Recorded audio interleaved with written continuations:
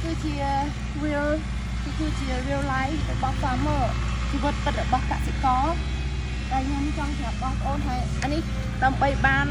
ទិន្នផលថែមទៀតយើងត្រូវតែពង្រីកនៅពេលដែលពង្រីកយើងត្រូវមានការកាយកាប់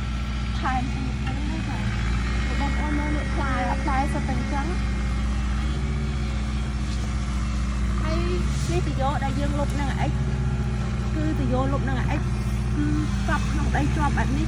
អត់មានផលប៉ះពាល់អីទាំងអស់នៅពេលដែល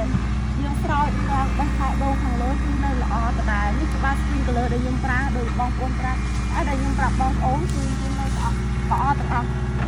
ខ្ញុំចង់ប្រាប់ថាអ្វីដែលខ្ញុំធ្វើអ្វីដែលខ្ញុំនិយាយ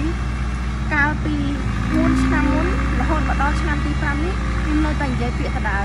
ប្រព័ន្ធទឹកគឺជារឿងសំខាន់បើមានប្រព័ន្ធទឹកដូចនឹងខែការតាមអ្វីដែលយើងដាក់ឲ្យចាប៉ុន្តែបើអត់ប្រព័ន្ធទឹកឬប្រភពទឹកដែលល្អខ្វះទឹកងាយដងក៏អត់បានខែការហើយបើយើងដាំត្រេនទៀតក៏ត្រូវការទឹកទៀតដូច្នេះហើយខ្ញុំបានរៀបចំយ៉ាងណាក៏ដោយឲ្យមានភាពងាយស្រួលបំផុតព្រោះខ្ញុំជាមនុស្សខ្ជិលខ្ញុំចង់ធ្វើឲ្យល្អហើយគ្រប់គ្រងតែម្ដងចាអត់មានចាំបាច់ការហើយការទៀតទេតែនេះគឺយើងបន្ថែមកាលណាតែបន្ថែមយើងត្រូវតែជីកដើម្បីរៀបចំប្រព័ន្ធទឹកបន្ថែមដូចគ្នាចានេះគឺយើងបន្ថែមណាចា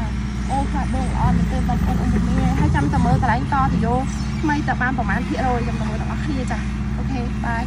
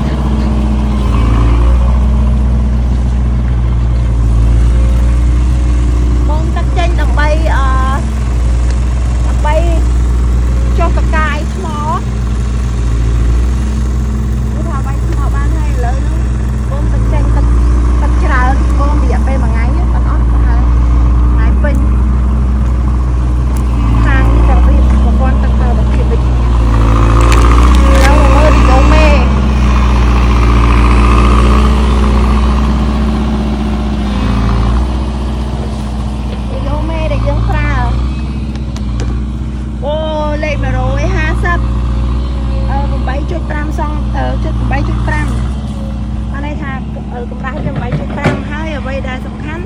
គឺវាមានស្តង់ដាររបស់ក្រុមហ៊ុនបងហើយនឹងស្តង់ដាររបស់ក្រុមហ៊ុនពិភពលោកដូច្នេះយើងប្រើទៅយោមេធំដោយសារយើងប្រើចែកចេញជាដូងផងត្រេនផងយើងទៅយោមេយើងត្រូវពង្រីកចា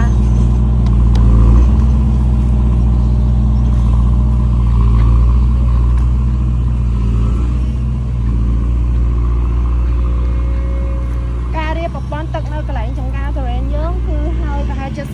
70% នៅដាក់ទយោមេចូលហើយនឹងរៀបតេស្តទឹកពេលដែលតេស្តទឹកហើយអូខេហើយយើងលុបទយោទាំងអស់ហ្នឹងហើយនឹងតុបតែងខោកទុរៀនថែមតិចតួចទៀតគឺជាការស្រេចហើយខ្ញុំនឹងអាប់ដេតប្រាប់បងប្អូនអ៊ំភូមិបន្ថែមទៀតថាយើងនឹងធ្វើអីគេខ្លះនៅពេលដែលរួចរាល់ហើយតើដាក់ជីបែបម៉េចតើអ្វីថែមទៀតហ្នឹងខ្ញុំនឹងអាប់ដេតប្រាប់បងប្អូនអ៊ំភូមិដែលតាមដានវីដេអូចាអរគុណច្រើន